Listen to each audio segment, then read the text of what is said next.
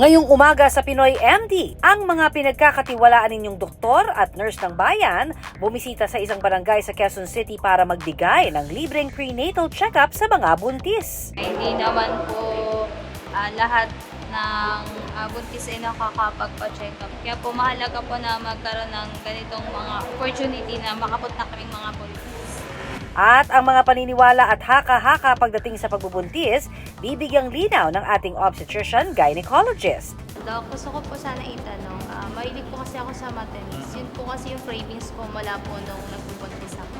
May epekto po kaya ito sa pagbubuntis ko. Ngayong Road Safety Month, ano ang mga dapat tandaan kapag nasa kalsada?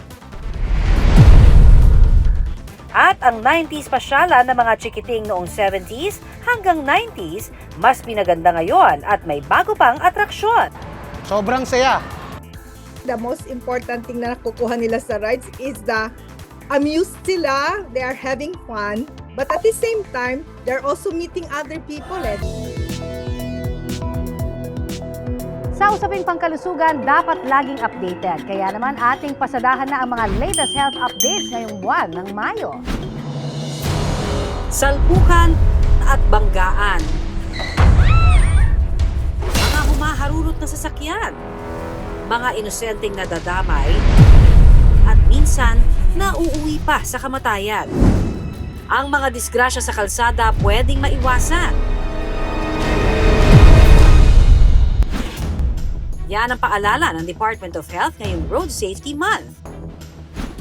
Sa Pilipinas na ayon sa Department of Transportation, tinatayang nasa 12,000 ang namamatay kada taon dahil sa road accidents. Kaya drive safely mga kapuso. Sundin ang speed limit at batas trapiko at magsuot ng tamang safety gears. Good news mga kapuso, tumaas po ng 30% o 30% ang dagdag benepisyo sa lahat ng mga miyembro ng PhilHealth para po sa mga heat-related na sakit, gaya ng heat stroke.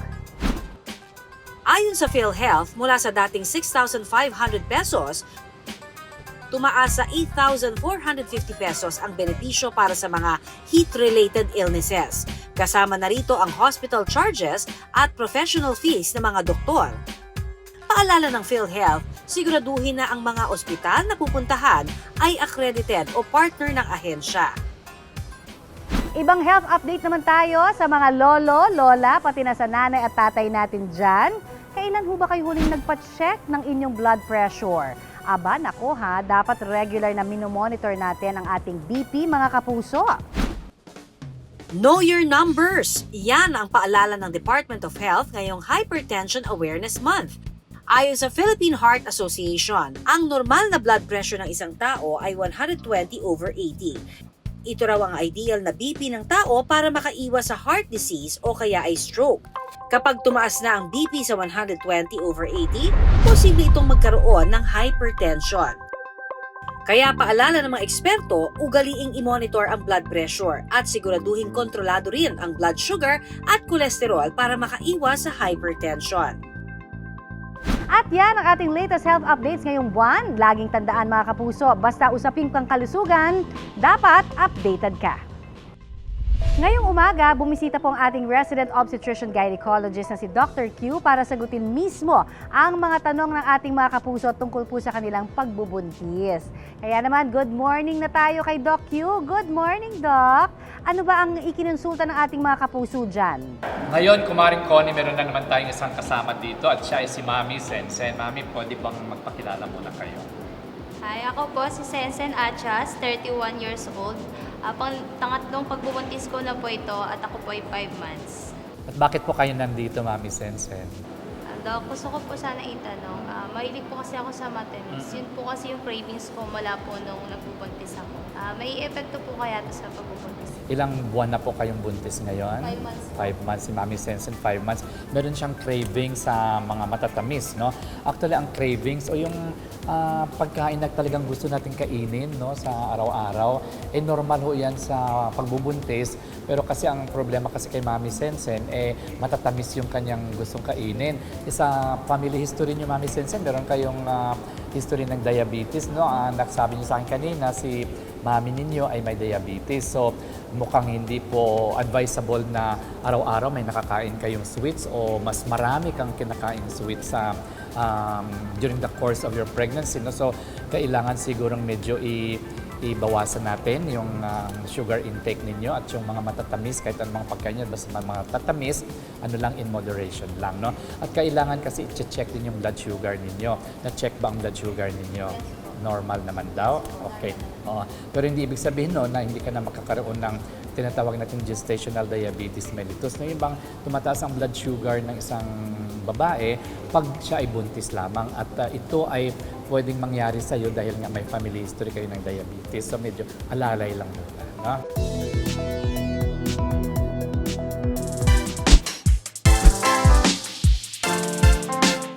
Ang bibida ngayong umaga ang ating mga ina, kaya't nasa kanila ang corona.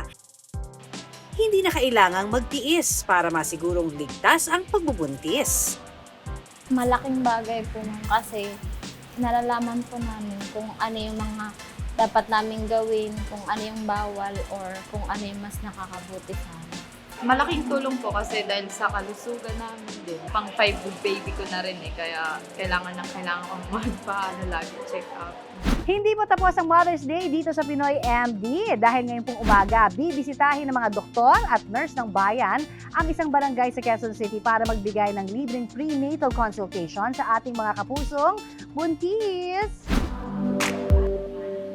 Dito sa Pinoy MD, kayo at ang inyong kalusugan ay number 1. Hatid namin ang impormasyon at serbisyong pangkalusugan. 120/70 naman yung baby mo, so okay ka pa? Dapat ingatan ang inyong pagbubuntis, ha?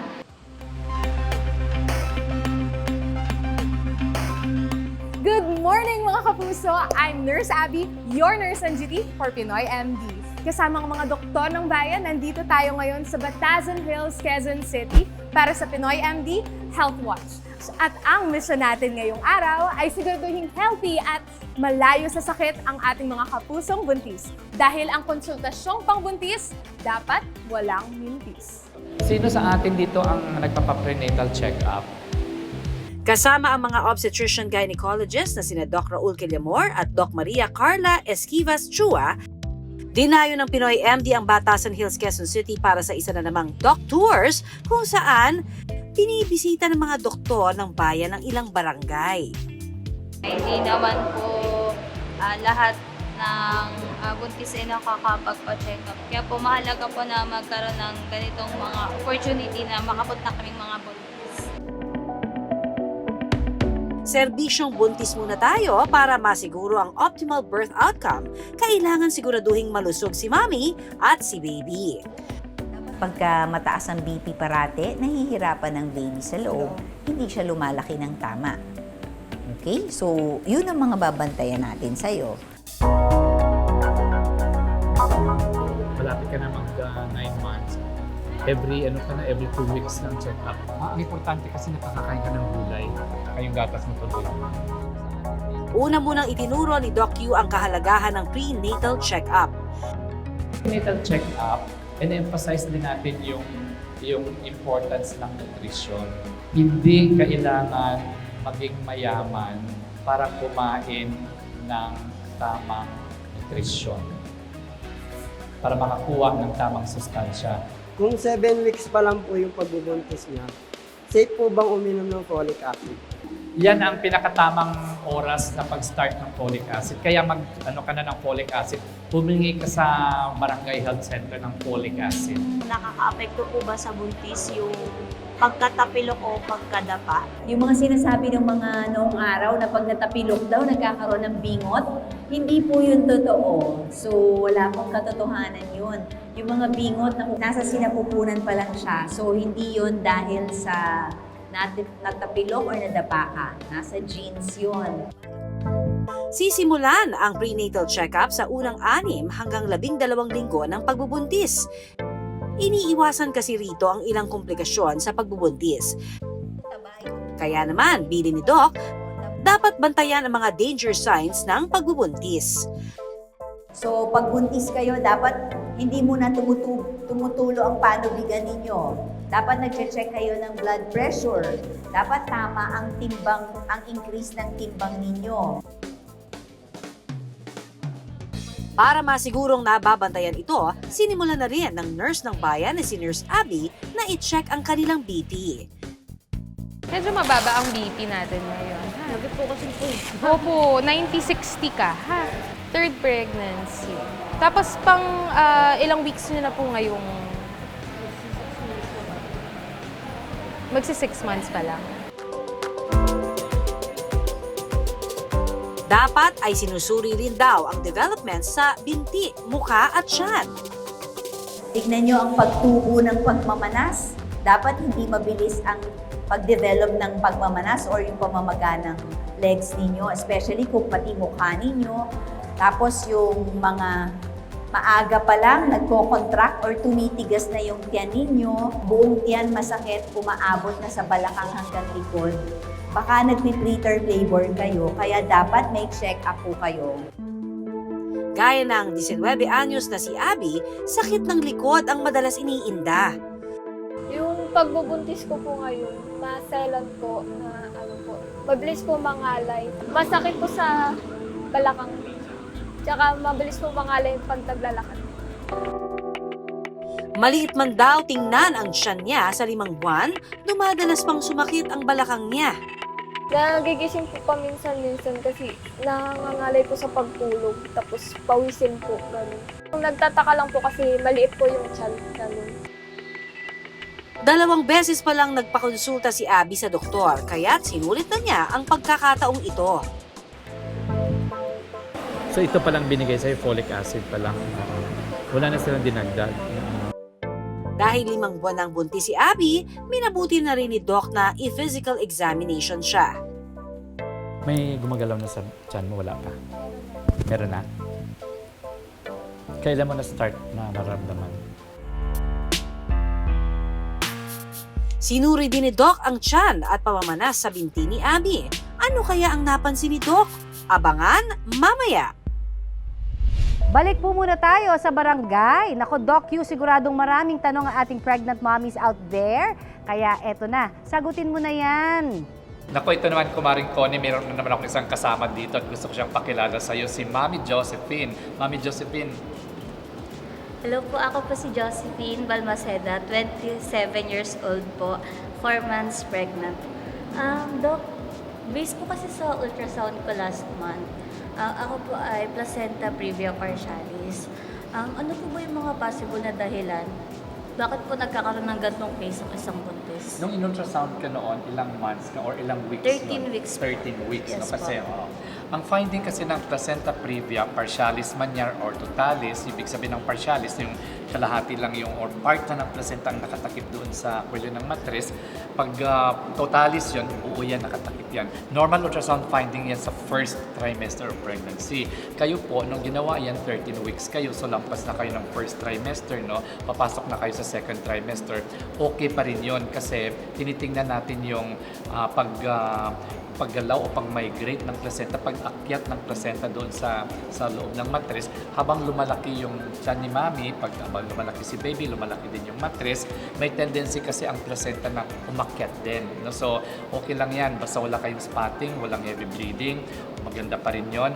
Pero, kagawan kayo ng serial ultrasound. Ibig sabihin noon, during the second trimester, na ito ngayon ng pagbubuntis ninyo, gagawin ng isang scan dyan, and then pagdating ninyo sa mga 28 to 32 weeks, lalo na sa 32 weeks, titingnan uli yan, kung placenta previa pa rin yan at 32 weeks, malamang talagang placenta previa na yan, hindi ka pwedeng mga normal. Pero at 32 weeks and beyond, pag in-ultrasound yan at hindi na nakita yung placenta previa doon, pwede ka na mga normal. Pang ilang pregnancy nyo po ito? Second pregnancy. Second pregnancy. So, pwede kayo mag-normal delivery kung ang placenta ninyo ay umakyat na. Okay po, thank you po. Okay.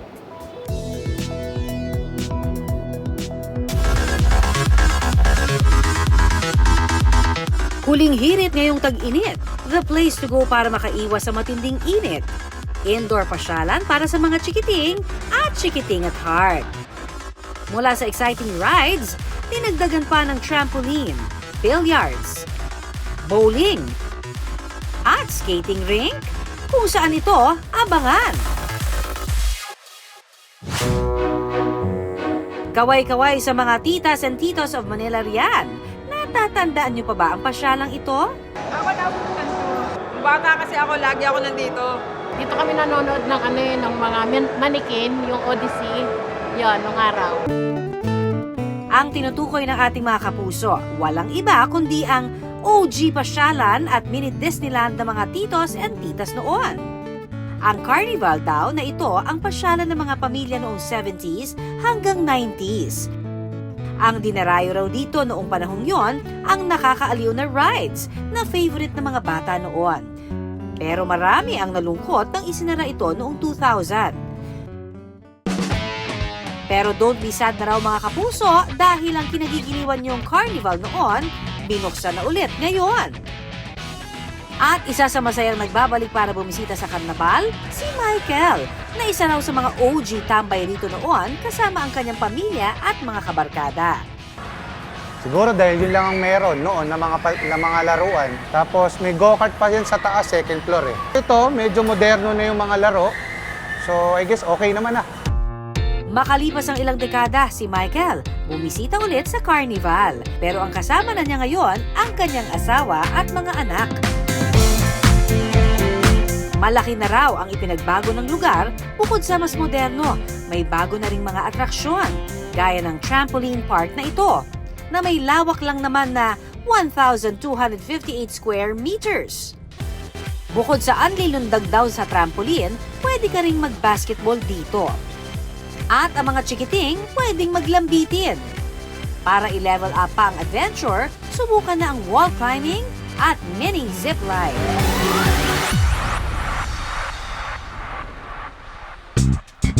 Ang mga ganitong amusement park, ayon sa eksperto, fun and adventure man para sa iba, may benepisyo ring hatid para sa kalusugan.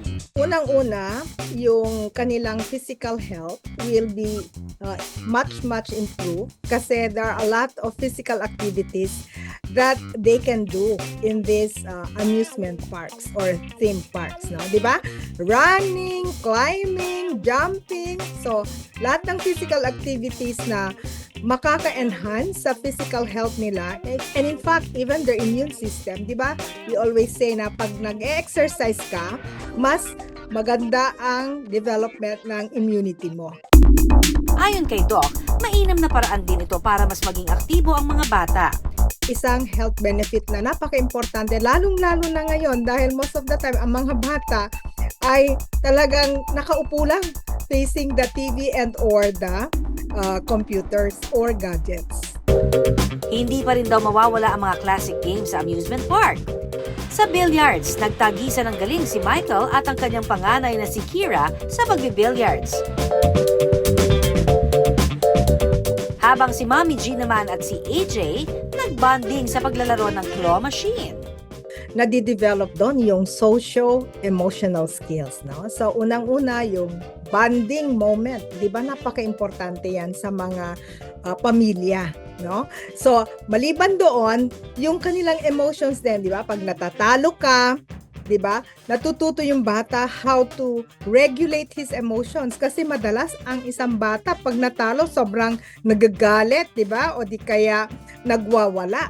Pero dahil napapractice siya sa pamamagitan ng ganong klaseng mga fun games, natuturuan na rin at the same time ng parents kung paano niya i-handle ang situations kunwari nga natatalo siya. At nang makabuelo na sina Michael, tsaka naman nagwantusawa sila sa rides.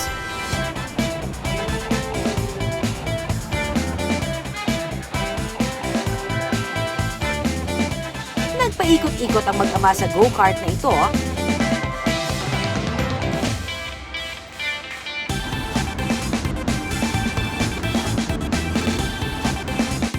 At umarangkada na rin sila sa pagsakay ng bump car.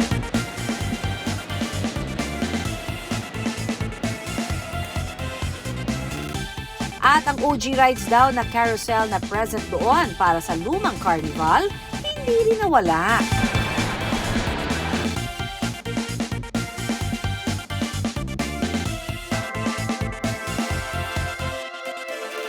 Sobrang saya. The most important thing na nakukuha nila sa rides is the amused sila, they are having fun, but at the same time, they're also meeting other people di ba? Kasi pag nasa ride sila, pwedeng may makatabi sila, nasa likod, nasa harap nila, tapos nakikita nila yung malawak na kabuuan ng theme park. So, marami silang natututunan from there. We do have safety checks every day. So all the rides have been installed with safety harnesses, gears, and seat belts. So all of the staffs are being trained as well. Wala raw pinipiling edad o okasyon ang carnival na ito. Kaya pati ang couple na ito, dito piniling i-celebrate ang kanilang second anniversary. Kilig much naman! Nakita po namin sa TikTok. Ano na din po, parang date na din po namin kasi second anniversary po namin. Ang kanilang anniversary date sinimulan nila sa bowling.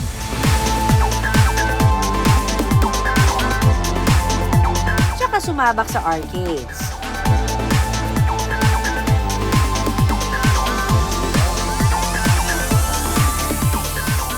At pati na roller skating. Tamang-tama dahil first time daw nina Julie at Marvin na mag-roller skate. Kayanin kaya nila.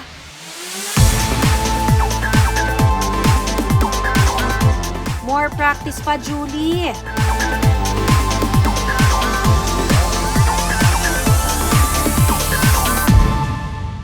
Matapos ang nakapapagod na roller skates, time out muna daw ang dalawa para magmerienda.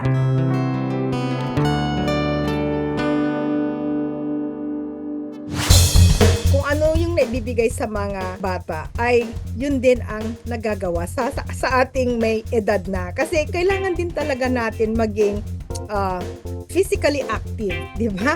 Dahil habang tumatanda tayo, pag tayo ay laging nakaupo, mas madali tayong magkaroon ng mga problema sa mga buto-buto at mga muscles natin. If we are with our children and we are meeting other people at the same time, it also enhances our socio-emotional development pa rin. We continue to develop even as we grow older talaga. Mga kapuso, enjoy lang sa mga amusement parks na ito. Basta ang paalala ni Doc, safety first. We can orient our children kung ano yung i-expect nila sa pagpunta nila sa theme parks, no? Kasi there are some children na medyo may fear. When you orient them, you tell them what to expect, I think they will become more excited and they will really be enjoying what they will be doing there. Second, we have to make sure that they are always supervised. Kasi pwede silang mawala dun di ba? Sa dami ng tao. Pangatlo, that they are always safe. No? Kasi may mga activities there na pwede silang mahulog, pwede silang masaktan. So, safety is of paramount importance. Relax din kapag may time. Dalhin na ang buong pamilya dahil deserve natin ang mag-enjoy at magpahinga. Samantala, back to our free consultation muna with Dr. Q sa Barangay Batasan. Doc Q, kamusta na ba ang ating mga kapusong buntis dyan? Naku, Kumaring Connie ngayon ay pinapaligiran ako ng maraming mga babaeng buntis. Ito naman kasi talagang ating gawain ngayon, no? Lalo na kasi Mother's Day, so nagsaselebrate tayo ng Mother's Day. But in fact, ang Mother's Day dapat araw-araw yan. Ngayon, Kumaring Connie, may isa naman akong bisita dito, si Mami Lizelle. My name is Lizelle Videroja. I'm pregnant 36 weeks. Mami Lizelle, pang ilang pagbubuntis niyo na ito? Pangalawa po. Pangalawa. Ano naman ang concern niyo? Kung nakaka-apekto po ba yung pagkatapilok or pagkadapa or paliligas ng tiyan, ano pong makaka-apekto nun? Natumba kayo o nadulas o ganon? Natapilok o... So anong, may kinatatakutan ba kayo nung natapilok kayo? Gusto ko lang po sanang malaman kung nakaka-apekto po ba ito sa amin. Sa baby, okay. Ang isang babaeng buntis na natapilok ay hindi lang naman sa baby ang problema, pati na rin kay mami. No? So tingnan na muna natin yung sa side ni mami. Pag natapilok si mami na buntis, ano ba ang pwedeng mangyari dyan sa kanya? So syempre, may stress yan, no? May trauma, lalo na pag may trauma, sa first trimester ng pregnancy, sa first 3 months at natapilok si mami at kunwari, na daganan yung tiyan mo o na may trauma sa tiyan mo, ang pwedeng mangyari dyan ay abortion, miscarriage, no? Duduguin kayo, yung product ng pregnancy mo ay ilalabas mo yon. Pag second and third trimester, pwede ka mag-premature labor, pwedeng pumutok yung panubigan mo o pwede ka rin mag-abruptio placenta. Yung ibig sabihin, nung naghiwalay yung placenta sa matris na hindi ka pa nagle-labor. At ito ay pwedeng ikamatay din ni baby. No? Na ngayon, sa baby naman, ang epekto naman ito sa baby, pwedeng mag-preterm delivery, mag-premature si baby, ilabas mo yan na kulang sa kabuwanan. No? At pag kulang sa kabuwanan, kasi marami ding problema dyan. Yung baga niya, hindi makaka-function yan. So, pwedeng matubo siya, mangailangan siya ng oxygen, tatagal siya doon sa neonatal intensive care unit. No? At syempre, pag mga ganon, ang isa pang problema dyan ay prone to infection siya kasi premature. No? O di kaya, pwede siya makakaroon ng hemorrhage doon sa utak niya. May paniniwala tayo kasi na pag ikaw ay natapilok, natumba ka o nauntog yung tiyan mo, makakaroon ng bingot yung baby. Palagay ko yun din ang ang concern mo, no? Hindi totoo yun. Kasi ang bingot ay nadidevelop yan doon pa lang sa embryonic stage pa lang ng baby na ano na yan, nandun na yun, parang na-predict na o na program na yung baby na makakaroon siya ng bingot. No? So pwedeng, it's a congenital anomaly na pwedeng genetic, ibig sabihin na pasa from one generation to another or di kaya may mga mutation lang doon sa genes ni mommy or ni daddy na nagkukos ng bingot. So hindi totoo yung ating naririnig na pag ikaw ay natumba o natapilok o nadapa ka, makakaroon ng bingot si baby. Gusto ko po malaman po normal po yung pagbubuntis na maliit po yung tiyan, kahit 5 months na po. Ang paniniwala ni Abby, hindi sapat ang nutrisyon na nakukuha ng bata. Maselan po kasi ako sa pagkain. Tapos sinusuka ko po kaya parang hindi po nakakain ng baby. At nang magpakonsulta kay Doc, May gumagalaw na sa tiyan mo, wala pa? Kailan mo na-start na naramdaman?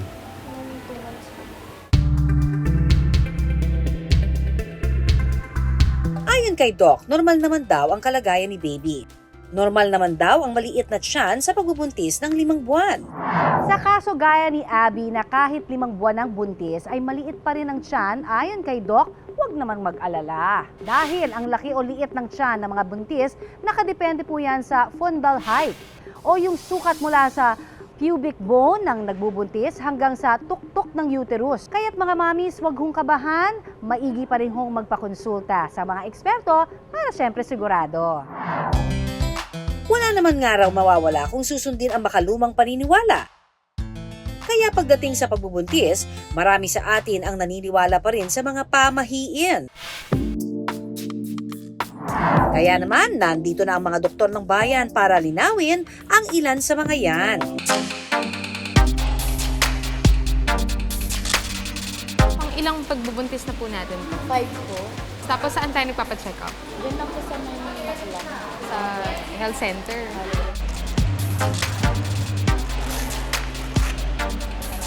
$120/70 naman yung BP mo. So, okay ka pa.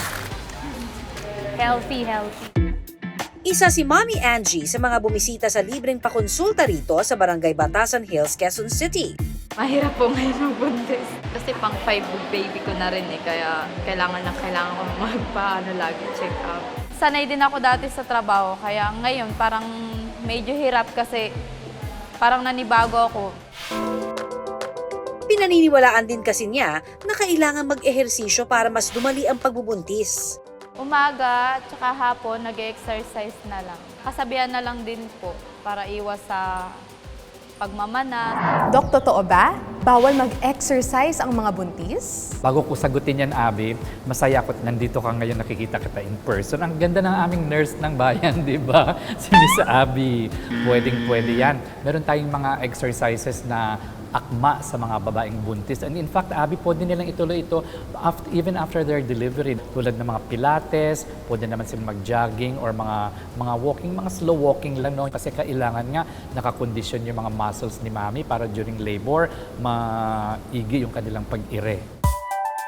Ang paglilihi nangyayari sa mga buntis sa kanilang first trimester.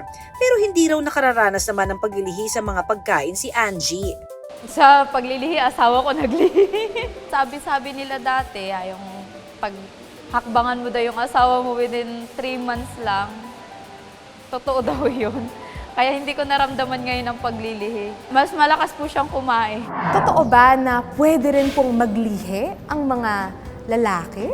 Ang paglilihi ay kasama ito sa first trimester ng pregnancy ng babae na kung saan ay may mga cravings sila during the first trimester of pregnancy. So pag may cravings, kasi siyempre naghahanap ka ng mga pagkain na kung minsan nga kahit ating gabi, na-extend lang ni Mrs. yung kanya mga hilig doon sa mga lalaki. At si Mr. naman ay dahil nga hindi siya makaalindagaga sa paghanap ng mga pagkain na parang nagugustuhan na rin yan at parang siya na yung naglilihi. Strictly speaking, hindi yan paglilihi talaga. Cravings, pero the craving is part of conception. Hindi man dumaan sa paglilihi, mas ramdam ni Mami Angie ang hirap ng pagbubuntis. Wala pa akong 35, hirap na akong magbuntis. Baka pag 35, mas mahirap. Totoo ba na 35 years old and above po ay high risk na for pregnancy? Tama yan, Abby. No? In fact, ang cut-off natin dyan is 35 talaga. Bakit 35 years old? Kasi may mga studies na nakikita nila doon na pag isang babae ay nabuntis at 35 and above, marami namang associated na complications kasi tulad ng diabetes, ng hypertension o yung high blood, no? Mataas yung cholesterol. Pag pregnant siya at 35, kinoconsider na namin high risk yan. Hindi lang para sa nanay, pati na rin sa baby. Kaya kailangan, Abby, ikaw ay mag-asawa ka na at manganak ka na ng before 35. Ayan, nakapwesto na yun. Para hindi mapangunahan ang pangamba sa mga makalumang paniniwala, kay Doc lang dapat magtiwala. Ay, mga ma. Samantala, bukod sa libreng konsultasyon, ito ang munting regalo ng Pinoy MD para sa ating mga pregnant mommies. Ilagay ko dito iron. Huling paalala ni Doc, kumpletuhin ang prenatal check-up at anumang problema, magpakonsulta agad sa espesyalista.